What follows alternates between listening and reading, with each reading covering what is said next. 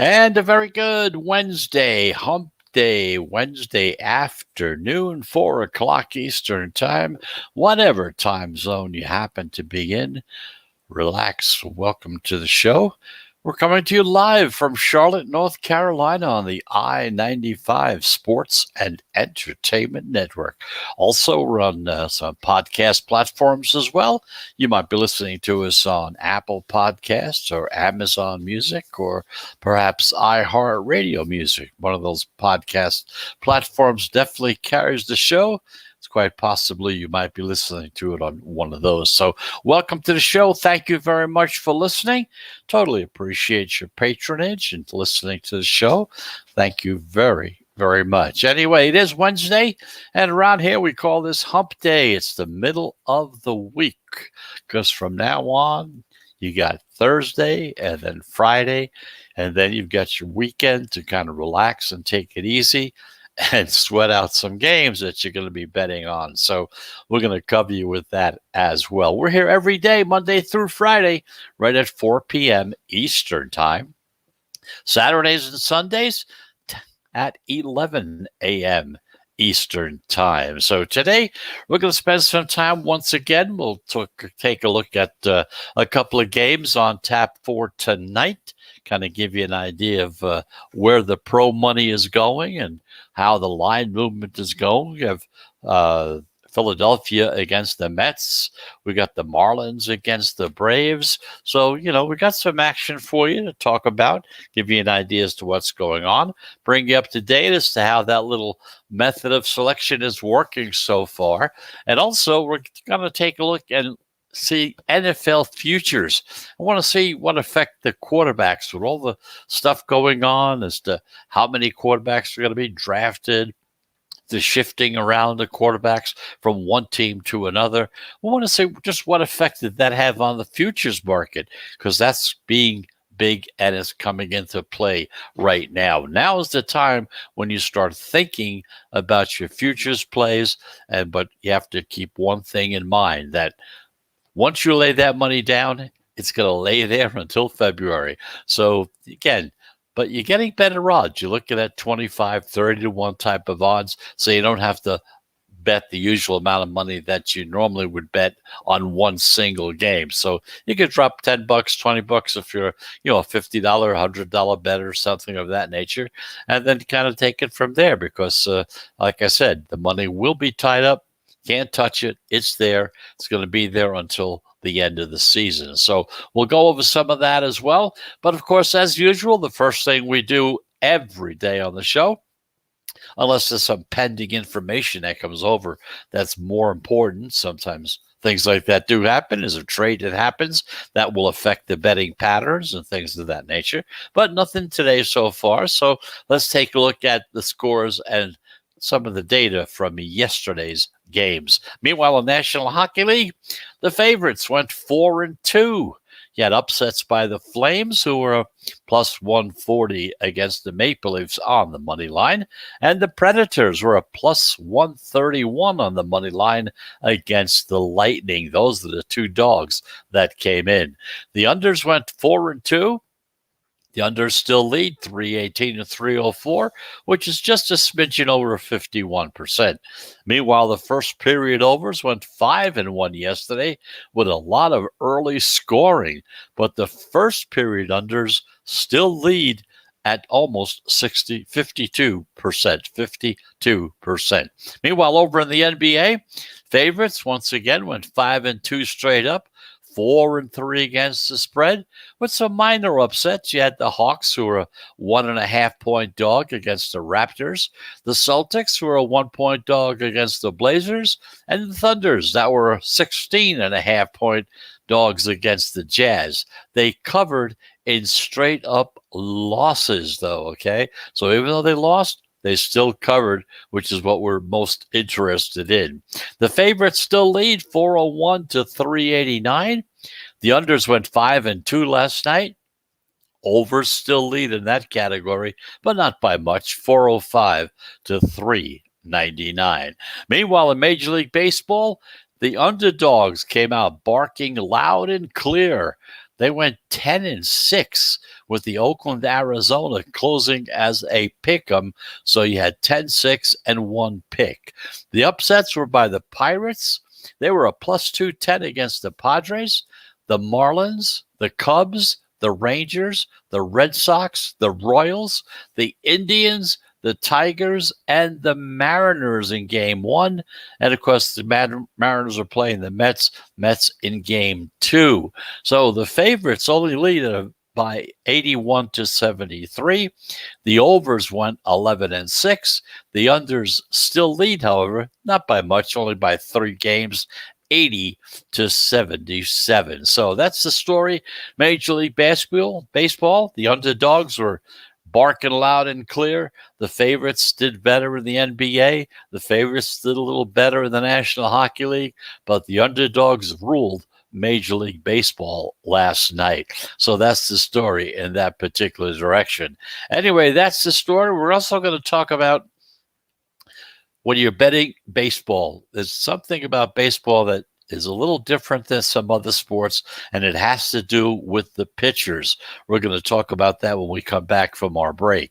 We have 2 games to take a look at today. At 7:10, you got the Philadelphia Phillies up against the New York Mets, and the Miami Marlins down to Atlanta against the Atlanta Braves. So we're going to cover those 2 games, talk to you about betting as far as action, not action, listed pitcher. We'll go over those terms and kind of give you some thought about those things as well. So just a reminder to everybody, we do take 3 breaks in the show. Each one is of about a minute duration, maybe a minute and a half sometimes, but basically that's the story. So that in mind, let's get on and take our first break. We'll be back right after this message.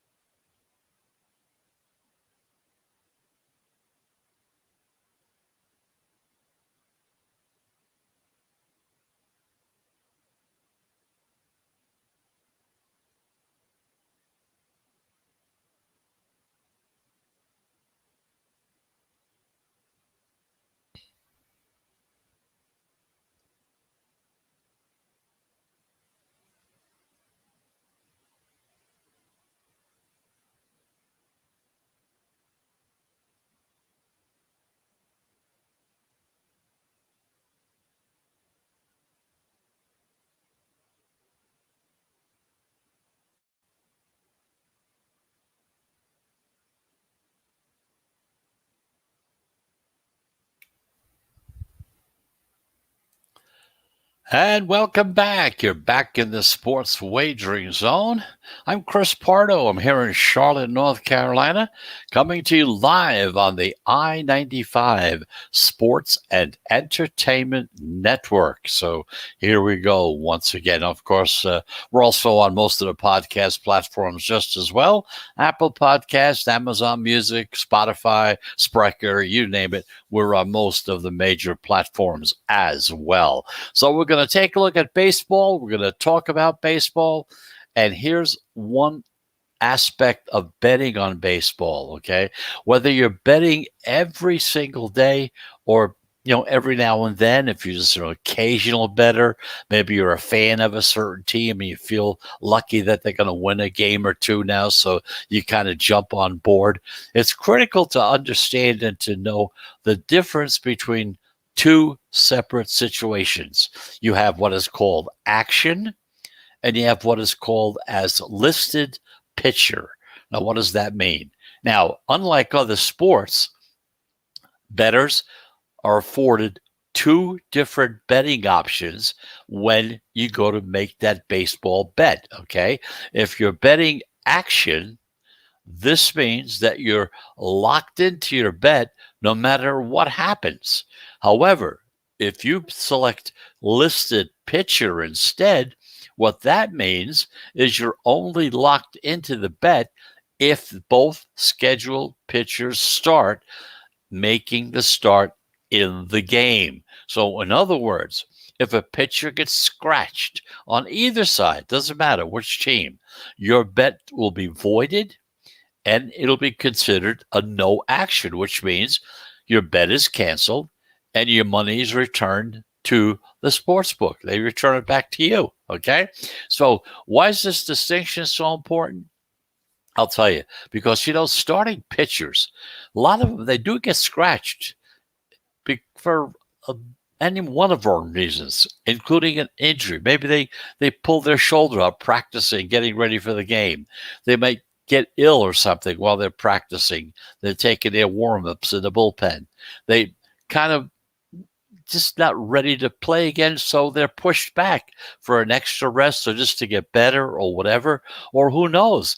Some of them even get traded before game time as well. So for these reasons, you should always bet listed pitcher, not action. That's listed pitcher, not action. Because if you do so, you protect yourself from getting locked into the bet if either starting pitcher can't start the game.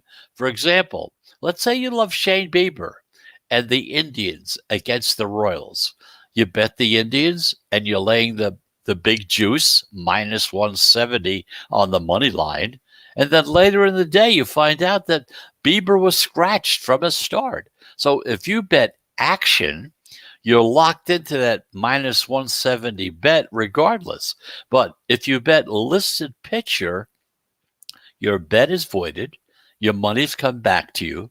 And in other words, you're protected from being locked into a pitcher that you may not want to bet on. If you knew that particular pitcher was going to be starting, you wouldn't be making the bet in the first place, okay?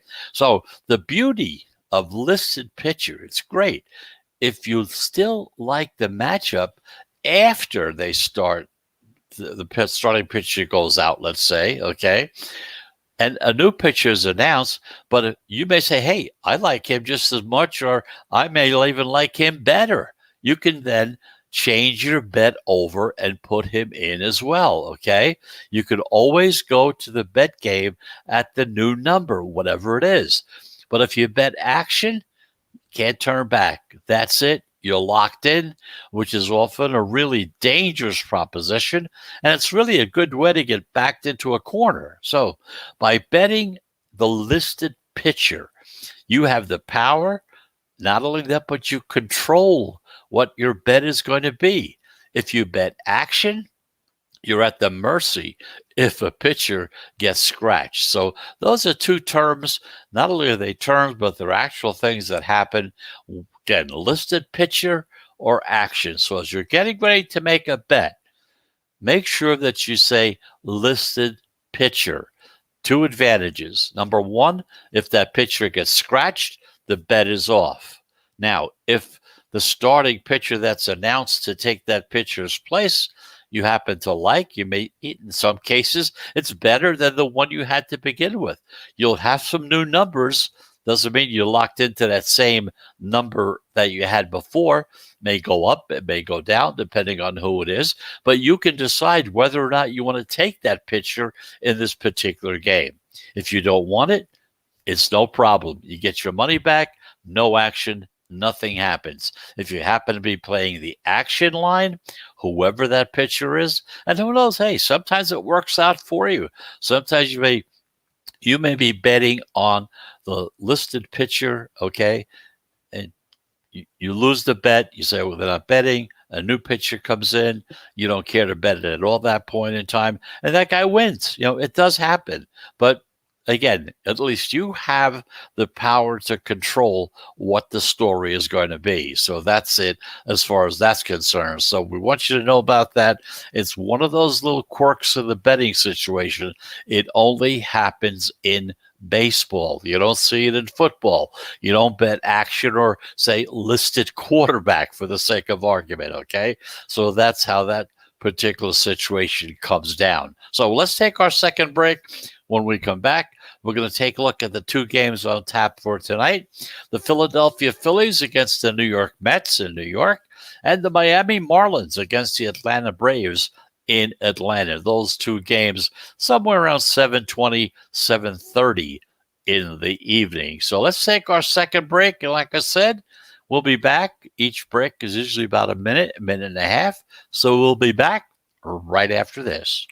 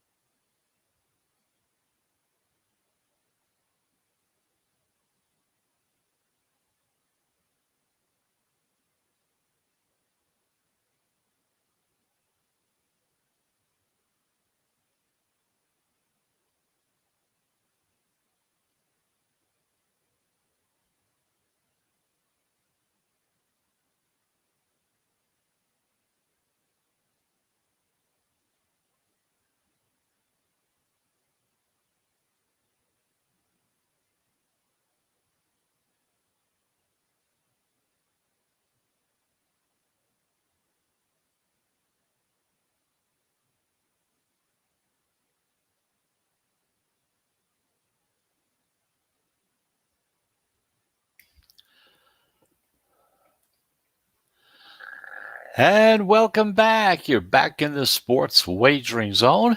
I'm Chris Pardo coming to you live from Charlotte, North Carolina, right here on the I-95 Sports and Entertainment Network on various podcast platforms as well. Okay, we talked about an aspect of betting on baseball that is only used in baseball, and it has to do with betting the pitchers that are going to be playing. That's how you do it. It's two words that you have to remember. One of them is action, which means that you're going to take whoever it is.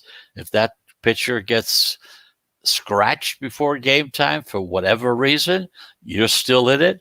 Or you can go in and play as a listed pitcher, which means that the two pitchers that are listed are the two that must start. If they don't, if one of them doesn't, or both of them don't, it doesn't make any difference. The bet is off. Listed pitcher and action. So just something to tell you about. That's kind of what we're trying to do here at the show, is try to bring things like that to your attention to make it just a little more profitable for you when the day is done. Meanwhile, the two games we're looking at tonight, somewhere around 7, 7:10, 7:15, the Philadelphia Phillies, 6-5, traveling down to New York to play the Mets, who were 4-3. Now, the Mets swept the Phillies in yesterday's doubleheader. They won 4-3 as a -148 favorite in the first game, and then winning 4-0 as a +108 dog in the second game. Now, in tonight's rematch, the Phillies send out their righty, Zach Wheeler, 1-1 with a 2.31 ERA. While the Mets, they go out with lefty David Peterson. He's 0-1 so far this season with an abominable 13.5 ERA. Now, looking at the line, it opened with the Phillies. They're a short -125 on the road as the favorite. The public sees a glaring pitching advantage for the Phillies, so they promptly pounded the Philadelphia Phillies, laying the chalk. However, despite all this lopsided support towards Philadelphia, we've seen them fall from -125 down to -115 on the money line. Now, some shops, I looked a little closer, some of them are even dropping to 110. So what does this mean? Very simply this. It's what we call a sharp reverse line movement, and it's on the Mets. They went from being a +115 to a +105 on the money line. The pros are riding the red hot hand, and they're getting plus money at home. So you got a team that's playing at home, and you're getting some points, some plus money on your side. New York matches several profitable betting systems so far this season. First of all, they're a divisional dog.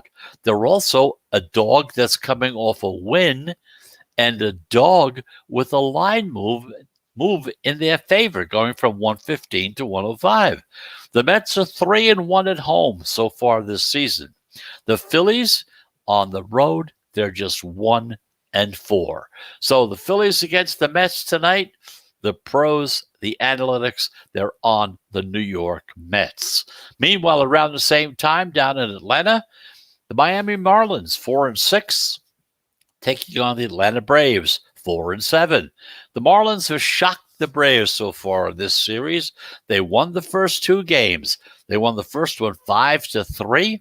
They were a plus 125 dogs on the money line, and 14-8 in that game. They were plus 150 on the money line as a dog.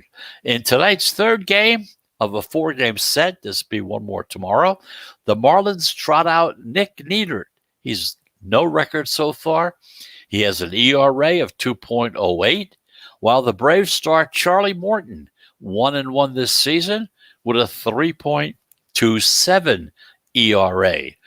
Looking at the line on this game, opened with Atlanta, listed as a huge minus 195 on the money line as a home favorite. Big numbers. Wise guys seem to like Atlanta.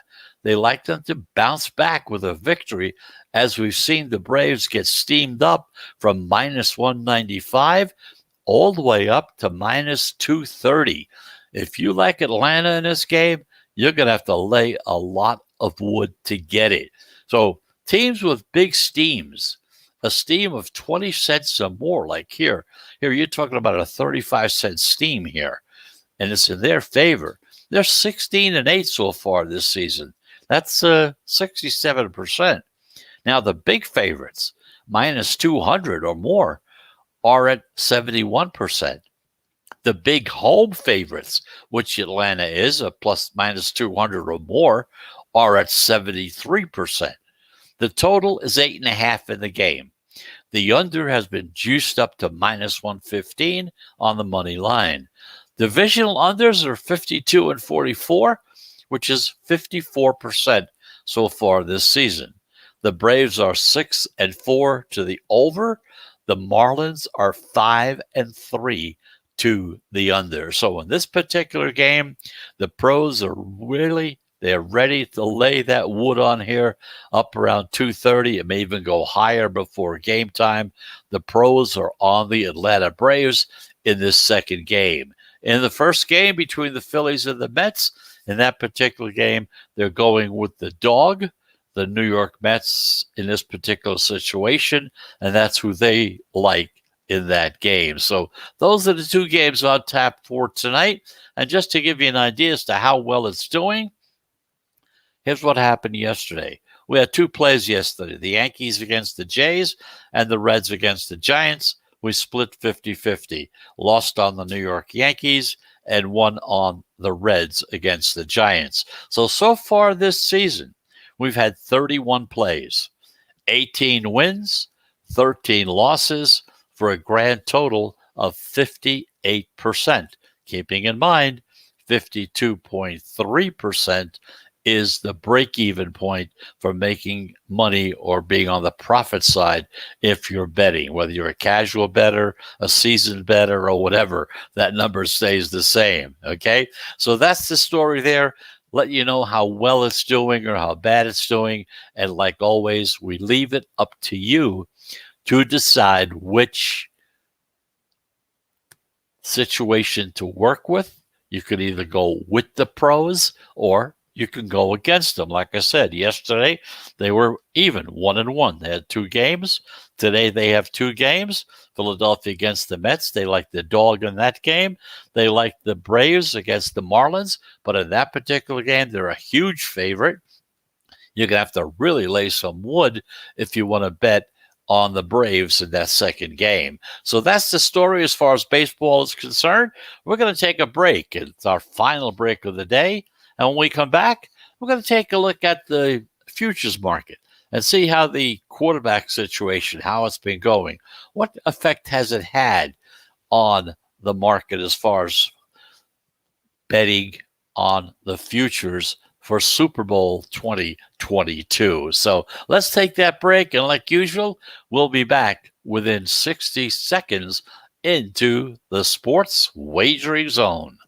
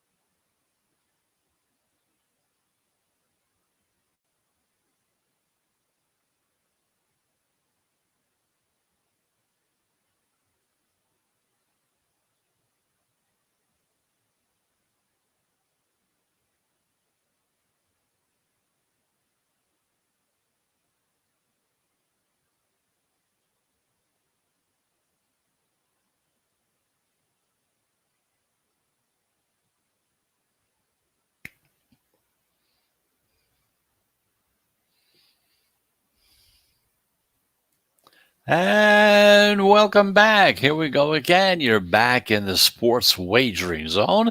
I'm Chris Pardo. We're here in Charlotte, North Carolina, coming to you live on the I-95 Sports and Entertainment Network, as well as on podcasting on Amazon. We're on iHeartRadio.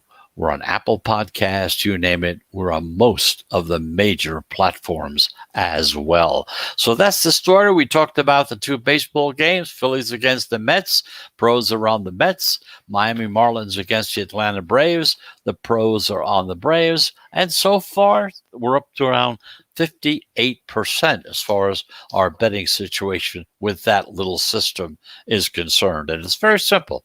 It's just a matter of watching which way the line is moving. Once you watch it, that helps you determine which direction the pros are going. And these are the people that do this for a living. So not a bad idea to kind of see where they're going. Hey, they don't win all the time. Even if they win 60% of the time, they're losing 40% of the time. But still, it's more than 52.3. Okay. Anyway, let's take a look at the NFL futures market. As far as quarterbacks and all the stuff that's been going on with the quarterbacks so far this season, let's see what impact it had on the Super Bowl 2022 odds. Because after suffering that soul-crushing loss in the playoff game in January, this quarterback immediately hinted that he might be changing teams in the very near future. And you know who that was and who that is? It's Aaron Rodgers, of course. After several weeks of this soap opera type speculation, followed by his brief run as a guest host of Jeopardy, it now looks like the NFL's reigning MVP quarterback is staying in Green Bay. Rodgers' cryptic comments about his uncertain future marked the beginning of what we would consider to be a chaotic off-season of quarterback questions, some of which already have been answered and some that haven't. So we want to show, and we see how restless some of the quarterbacks have been, such as a Russell Wilson. He was restless. There was all kinds of information. He was going to stay. He was going to go. He was going to stay. He was going to go. And it looks like right now, at the moment, looks like he's going to be staying in Seattle. Wilson and Rodgers are two of the few quarterbacks who, if they did make any kind of changes, could significantly shift the Super Bowl futures odds. These are two guys that definitely can do it. Russell Wilson could go to the Jets, and they might become a contender. DraftKings Sportsbook Director John Avello says he's that good. And if he goes anywhere, he makes that team an automatic contender for the Super Bowl. Now, despite all this dramatic stuff, the rumors, the innuendos, the biggest names, they haven't gone anywhere. Just take a look at it. And despite the expectations that there might be 5 quarterbacks that will be in the draft in the first round of the NFL, no Super Bowl odds seem to be bothered by that particular situation. In other words, even though we got 5 possibilities of quarterbacks being drafted in the first round, as we look at the Super Bowl odds, they really haven't changed much at all.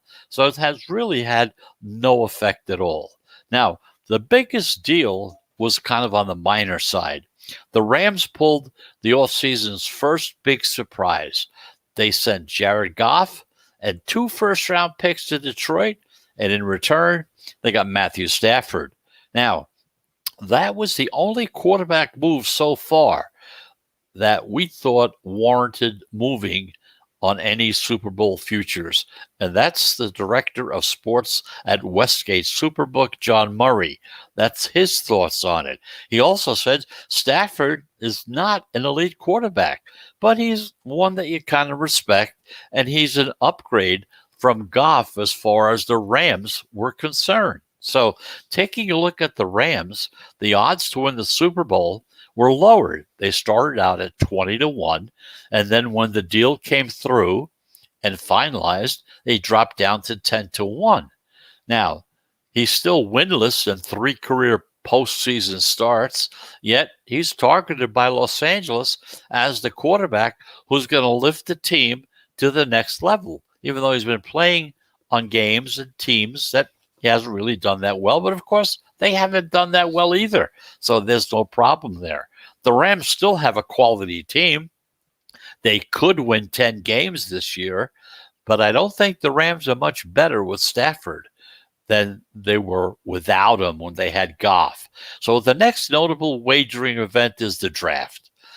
A lot of hype, a lot of hope for the future. Teams rebuilding, looking to put things together again. The top 2 picks, they look like locks. You got Clemson's Trevor Lawrence to the Jags, Brigham Young's Zach Wilson to the Jets, and yet rookie quarterbacks rarely move the needle on those Super Bowl odds. The Jets have been drafting Wilson for the past 6 weeks, okay? That's the story. We've been listening, going back and forth, back and forth. They kept saying, yeah, that's what we're probably going to take, and that's the way it looks it's going to be. Meanwhile, the 49ers, they might or might not stand by Jimmy Garoppolo as their guy. San Francisco traded up to the number 3 pick, and they're expected to take Alabama quarterback Mac Jones. Even this morning, some more news came out that kind of points in that particular direction. A lot of people, if you listen to sports radio, a lot of them, they kind of poo-poo the whole idea. They don't think he's worth being a 3rd-round pick. However, San Francisco, it appears right now that they are going to be drafting Mac Jones as their quarterback. Now, there's a good shot that 5 quarterbacks will go in the top 10. You got Ohio State's Justin Fields and Trey Lance from North Dakota State. They're also set to be picked in the early rounds as well. On February 23rd, DraftKings posted a prop, and this was it. The total number of quarterbacks to go in the first round.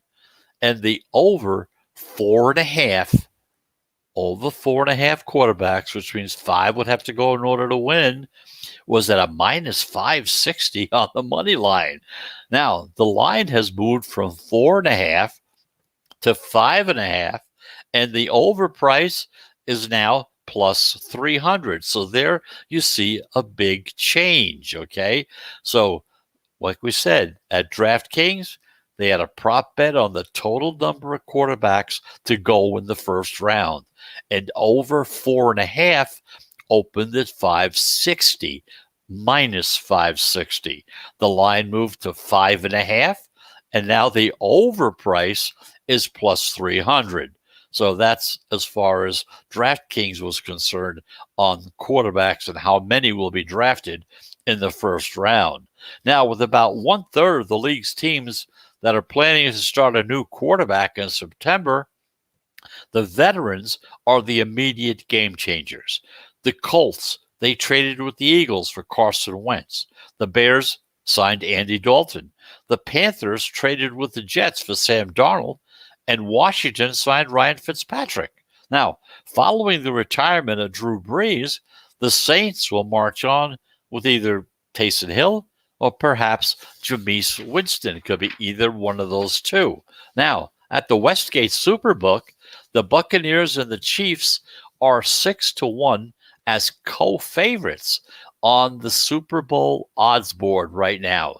Buccaneers, Chiefs, 6-1, co-favorites, Super Bowl odds at Westgate Superbook, followed by the Rams, who are at 10-1.